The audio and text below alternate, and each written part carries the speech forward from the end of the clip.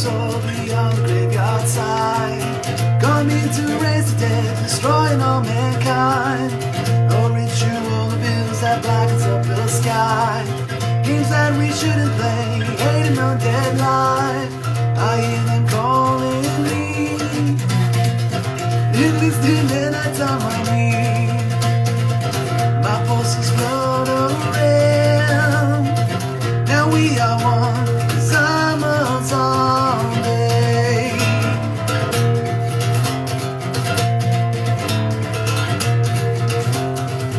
Not living in the world on human flesh I feed.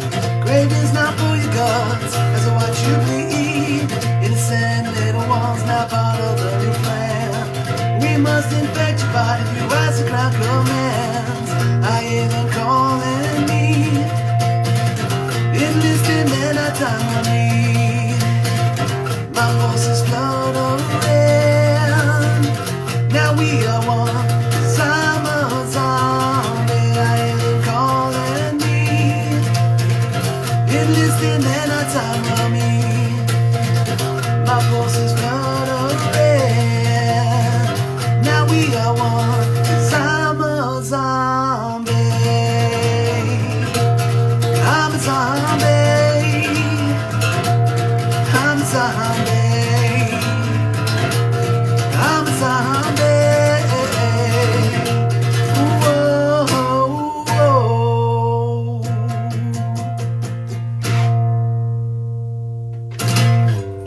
All right. I'm a zombie. Another old Blitz Kid zombie tune. Guess we're on in the land of the zombies today, in the land of the Blitz Kid catalog of zombies. So yeah, that's one that stayed with us, right? I mean, we went through a phase where we were like, we shouldn't sing songs about zombies because, like, we need to do more, cerebral horror punk stuff. But I'm a Zombie. It always made the cut. That was always a good one. So we were actually going to play it on the tour that we would have just came home from 2 weeks ago. That one was going to be on. So the set list that we had and still have, because we have every intentions of still going back out in the fall. And as I've let you guys know, that is all hinged upon the state of the world. If we're allowed, if it's, there's no restrictions on us going, then we will be out there. We are prepared for the absolute best. And worst case scenario, if for whatever reason the fall is not going to be conducive for anyone, including us, to go out and tour, then we are absolutely going to be on next spring. And that is a guarantee. You will see us out. All tickets will be honored. I know we've mentioned that before. With the VIPs, all the shows, all those things. The Escape the Grave tour will happen. It will ride on. And we will be seeing you guys. So we're really looking forward to it as well. Let's see here. I've thought about doing an album of cover songs. Absolutely, man. So, everybody has those songs that are their go-to songs. So, but yeah, no, as far as the Escape the Grave, someone's asking, we would love to come to England. We would love to be able to bring this to Europe as well. So, we'll see where it goes. Again, this was kind of one of those things that more or less just, it kind of happened. Do you know what I mean? The timing was definitely really bad as far as the universe is concerned. But as we're concerned as a band, it's great timing. You know what I mean? Like in terms of like where we are and wanting to do it. We got a great team working with us too in terms of like agents and people, promoters, like super cool people. So it'll be the best. We promise you. We'll see you guys soon. Buddy Holly style covers, absolutely, man. I've thought about doing a Buddy Holly album. Someone actually mentioned that to me last week. They were like, Danzig covers Elvis, you should do an Argyle Goolsby does Buddy Holly album. So maybe I will.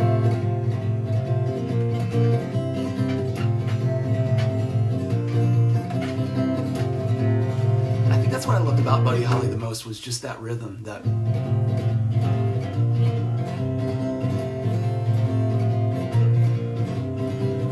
of love you whisper soft and true.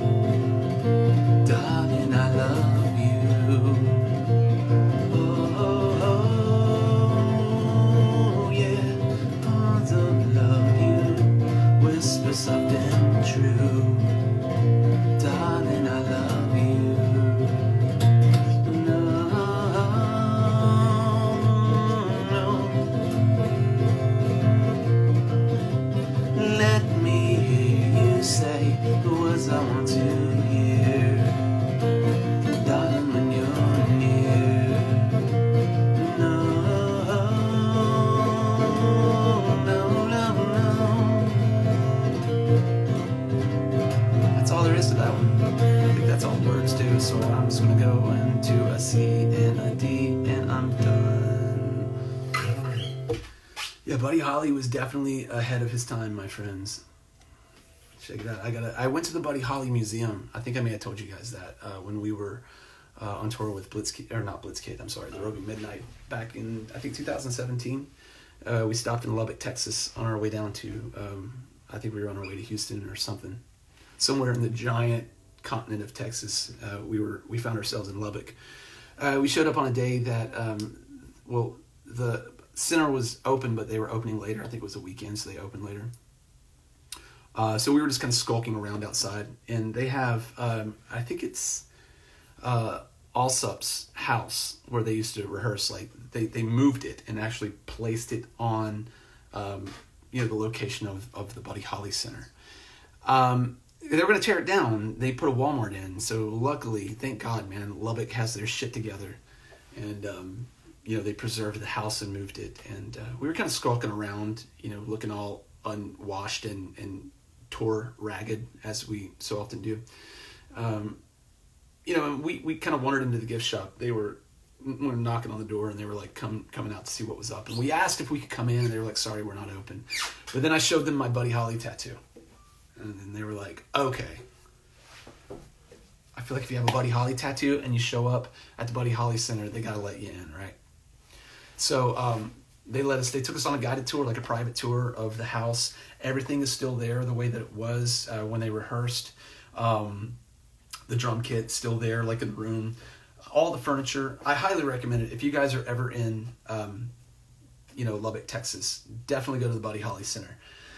They have next to the house, inside the actual museum, his glasses from the plane crash, a lot of his clothes from childhood through high school into his, career. I mean, he really wasn't much older than, an adolescent when he died. He was very young. I mean, early 20s, you know what I'm saying? And you think about that, like all that someone like that accomplished in a very, very short time. The Beatles, for example, there would be no Beatles if it weren't for Buddy Holly. I've often thought about that. Is the Beatles have always been cited as one of the most important bands in rock and roll. Well, their favorite artist was Buddy Holly, so he had a lot to do. Very, very major, player in, I guess, the way rock and roll in the next 30 years developed. And I think about it though sometimes. If he hadn't died, would there have been a Beatles?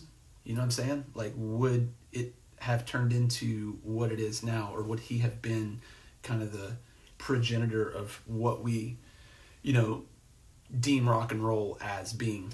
So that's something to think about. That's one of your whoa moments of the day. So yeah, it's just an 8-hour drive. Anything's an 8-hour drive in Texas, right? Texas is just one of those places where it's the complete opposite of claustrophobia. You get into it, and you almost have to mentally prepare yourself for the drive ahead. If you're driving it, I love Texas. I'm just saying, if you're driving across it, like it's almost like you're crossing like this no man's land on tour. You're like, okay, every time. I mean, I've been through Texas 100 times, and every time, you're still looking for that one route that's going to make it shorter. You're like, there's got to be a way. What if we go in here and go through there and out this way? And it never happens. It just gets longer. The more you try to beat Texas, it finds a way to be longer in drives. So, let's see. Vovistravanje is asking me a serious question. How do you usually work on lyrics? How long does it take me to write lyrics that I'm proud of? And what lyrics of yours are you most proud of? It usually starts with maybe a line. Sometimes I'll be thinking of a concept, and then I'll, just mull on that, and then I'll get a line, and I'll feel like, okay, that's, a good stanza in a verse or a chorus, right? And just kind of go from there, just kind of build off that first inspiration, whatever line comes first. Just kind of look into it and say, all right, well, this is what I feel the strongest out of this line and then try to elaborate on that. And other times, I'll take a topic first, you know what I'm saying, and try to just write. Otherwise, if the line comes in, I'll more or less try to associate it with something conceptually and see what it fits to best. I think lyrically, like, one of the songs that, like, I'm personally, like, most happy with, if you took the song away, and I'm happy with the song too, but if you took just the music away and had the lyrics, I always have felt personally like the songs Dead Again and Cold Skin, which was one song originally. It was just one big long song, right? I feel like lyrically that really captured what I was trying to go for in ways that I think surprised me. You know what I mean? And I don't mean like, oh, it's so great. It's just, it really opened doors for me, I guess, in terms of like the way I approach writing lyrics. And the reason why that became 2 songs was, I mean, obviously, it's very long. So if you listen to Trace of a Stranger, they segue into one another. So we kept them combined, but separate. So let's see. Fire Squirrel says she's not looking forward to it. I hope you're not talking about our tour. Oh, you're talking about your drive, okay. And let's see. Yeah, the Beatles probably would have happened, and I agree with you, so. Saskatchewan. Yeah, man, that's like, that's just, you better be prepared to drive. Have your Tim Hortons and just drive. So. Cool, yeah, Cold Skin's one of those songs that, it was part of our catalog. Like, we played it all the time. And then it kind of, I guess, fell out of rotation for a while. But, it's hard because I don't want to say like, oh, we got hits and we have all these great songs. I don't mean that when I say this, but, as albums go on, people gravitate to certain songs, right? So, the first 3 albums, you're kind of relegated to, well, these are the songs that we have. And if you're lucky, once you go beyond that, people still want to hear those songs and they want to hear what you're doing next. So, by the time you get like, you're going from 10 to 20 to 30 to 40 to 50 to 60 up to, like, Blitzkid has, like, we have like over 100 songs. It's hard to do a set list, right? Because you have only X amount of time to play. I mean, luckily, once we started headlining, we were able to, really have more time to play, which we would try to use to our advantage and play as much as possible. But Cold Skin Dead Again was one of those that I think people liked, but in lieu of like newer songs that came after it, we kind of had to make cuts. So let me go back here and see here. Uninvited has been heavy rotation. Right on. I wanted to write a song that sounded like the Crimson Ghosts. So, the Black Trance and the Black Holly. The Black Trance is kind of loosely based on the Cabinet of Dr. Caligari. Like, I really hate writing. I mean, I have them. Don't get me wrong. I'm going to precursor this by saying I have songs that are the song titles, but like, it's so lame, man, in my opinion, when it's like the Cabinet of Dr. Caligari. It's like, okay, but why? What is it about the Cabinet of Dr. Caligari that makes it the Cabinet of Dr. Caligari? The Phantom of the Opera, but why? Right? Like, I can read the back of a VHS cassette. Like, I know people that are like, this is a great book, by the way, The Haunted Screen by Lottie Eisner. This is a very, very good book. But, I mean, there are bands that'll just be like, the golden age of German cinema began at the end of the First World War. Whoa, the Cabinet, Dr. Kelly, you know what I mean? And I'm not saying that just about horror punk. A lot of bands do that. And I'm not on a high horse when I say that. It's just try to keep it, like the gestalt of it, like what's it about. So that's why the Black Trance is more about the state of Cesar, the somnambulist. 5 Cellars Below is about the state of mind of the Phantom of the Opera. We have songs about a lot of movies that you probably don't even know are movies, like Blutsauger, for example, which is, a later song on Apparitional. Loosely, we kind of incorporated ideas of London After Midnight, but we don't want to have a song called London After Midnight, Phantom of the Opera. You know what I'm saying? So, the Black Holly, though, that was actually all Johnny Ott. When we were in the studio recording Dark on Your Doorstep, we were just kind of at the end of everything. the Black Trance was the last thing that we had done, and Johnny started playing the riff, very Buddy Holly-esque, and Dave DT Graves was still in the kit, so he started playing the beat, and I was like, let's do it, let's do it, let's throw it on as maybe like an extra track, or if we do, like a European version release of something, let's have it on there. And that's how that came about. So I'm going to scroll back down, see what I missed here. Driving across Siberia. Yeah, man, I got nothing on you. I've been on a train, going from St. Petersburg to Moscow, and like it was like watching the Flintstones, where it was like the same tree going by for like 11 hours, but it was beautiful. Book about German cinema from Library Purge. There you go. Almost complete version of Metropolis. Is that Thomas? Yeah, what's up, Thomas? So the thing about Metropolis is, not to kind of go down a rabbit hole. I know you guys are probably like, please don't start talking about movies for the next hour. But you bring up a good point about Metropolis. By the way, Motorized Homicide is, that's about Maximum Overdrive, but there's like tinges of Metropolis in there too. Again, it's not called Metropolis. Whoa, Metropolis. But Fritz Lang, who directed Metropolis. I mean, Metropolis was a long movie. That was a very, very long movie. Like at the point that he created that, he was like a star director at UFA, which was the the premier movie studios in Germany at that time, and for a very long time. But like when it got outsourced to America, it got truncated. I mean, so much of that movie got lost. And he was livid. And I understand why, you know what I mean? But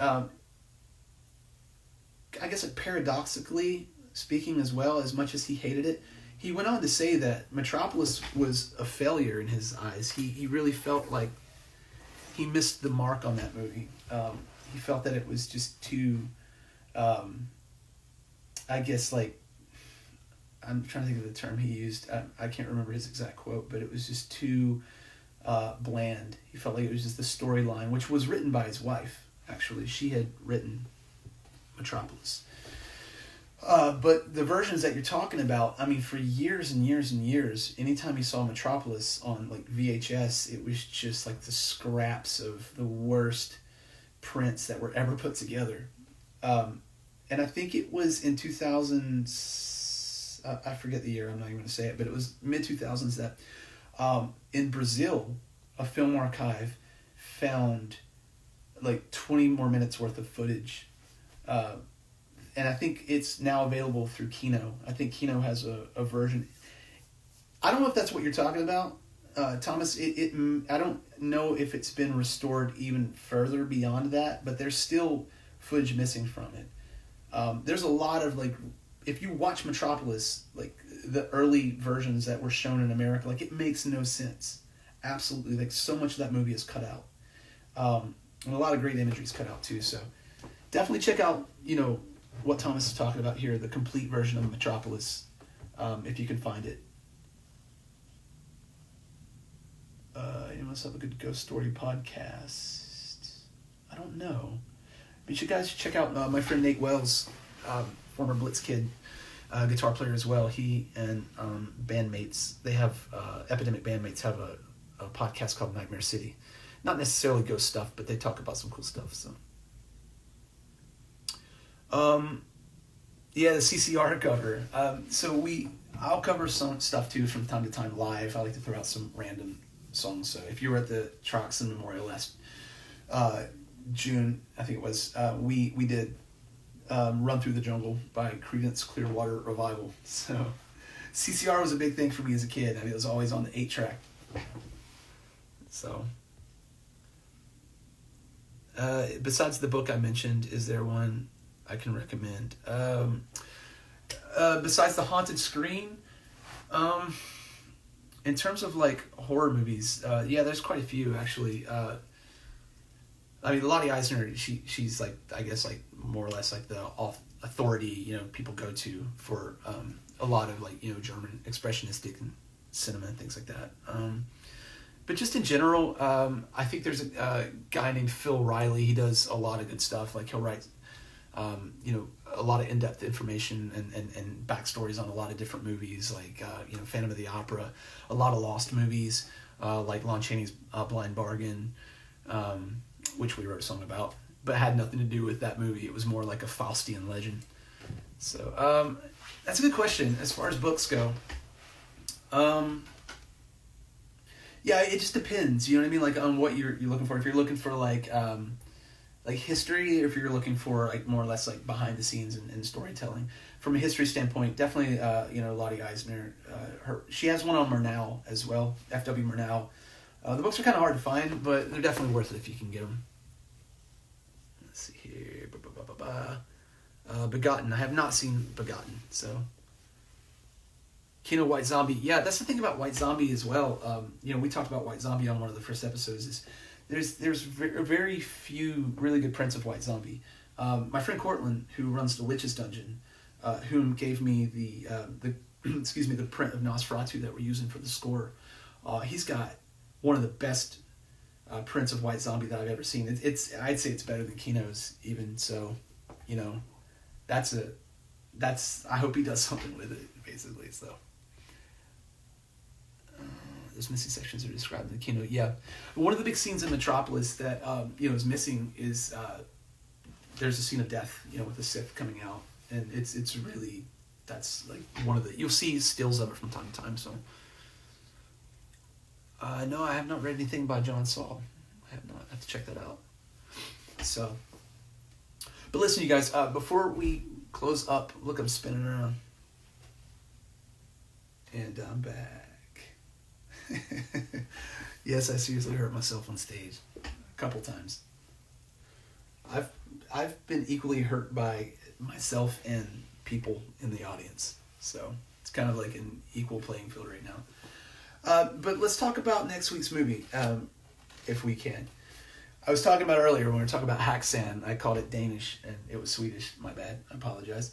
There's a movie I really, really love. It's based on a story by J.S. Le Fanu, okay, Irish writer, ghost story writer. I think the story's called Camilla, and it's by a dude named Carl Dreyer, and the movie's called Vampire, 1932. It's kind of I would call it on the cusp horror movie, or sound movie. There's very little sound in it, and the sound that is used, like, this was before dialogue was really understood in movies, and, people were just experimenting. All the really good directors, like this guy, for example, Dreyer, instead of just, like, speaking the lines, he was trying to find ways to amplify the horror in the movie by placement of the dialogue and use of the dialogue, and more or less, like, space in between the dialogue. Carmilla, yeah. Great story. It's a beautiful movie, so if you guys should check it out. I don't know if it's on Amazon Prime, but just the atmospherics in that movie are absolutely gorgeous. It took me, I didn't know this at first, but you'll notice first and foremost, one of the things that will catch your attention is the diffused kind of light through the whole movie. What Dreyer had done was taken cheesecloth, like a gauze, more or less, and stretched it across the camera lens and filmed everything through that to give it that dreamlike, state of being. So, Passion and Joan, yeah, absolutely. Phantom Coach, that's another good movie too. Yeah, so exactly, there are a lot of movies based on Carmilla, and this one's done really well. For all my Nosferatu fans out there, and I know I'm going to be giving you, I'm going to interject Nosferatu in this somehow. It's not documented, but it's long been not only rumored, but I guess purported by people who I guess have an authority in that field of opinion, that Max Schreck, who played Count Orlok in Nosferatu, actually has a small speaking role in this movie Vampire. He's not listed, However, that wasn't uncommon for him.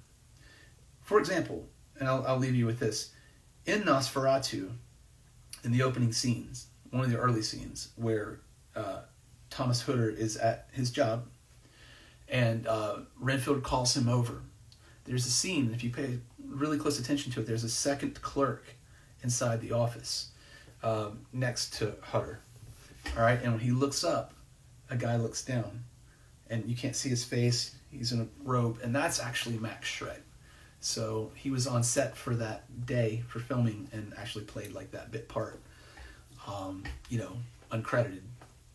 So I'm really hoping to find out one day if he is actually in Vampire, and you'll see what I'm saying. The dialogue doesn't really come from the person. It's more or less just, it's in the ether. So I hope you guys like that. It's a really good one. Turn the lights down for that one. Super creepy, very atmospheric. I'd say it's probably one of the last great, silent horror movies before things transitioned into like the cycles that we became familiar with later, with like Universal and Dracula and stuff like that. So, yeah. So next week, Vampire, Vampyr. All right, and I just want to bring up a really interesting point about this before you see it too. The guy who plays the main character in it, the guy who's kind of wandering through this dream, he was actually like a nobleman. I want to say, I don't want to say he was like a prince or anything like that, but like a duke of some sort. And he funded a lot of the movie, and part of his thing was he wanted to play the roles, and I think it was like the only thing that he ever played in. So, yeah, Max Shred's birthday is September 6th. September 15th, so, I'm a little past that, but month of the vampire. All right, you guys, we're going to wrap this up, and I want to thank you very much for hanging out with me tonight, listening to some music, talking about some movies. I appreciate all the questions. Always fun talking to you guys. And next week, we're going to try to have some guests on. I'll let you know mid next week who that will be once I get it worked out. So, hope you guys are doing good. Again, thank you very much. And talk to you next week. And I'm just going to keep looking at the camera until I can think of something else to say. I'm just going to watch the numbers decline. I'm just going to stand here and stare at you guys as you leave. All right. Thank you guys very much. I hope you're doing well. Long live the horror. See you next week. Bye.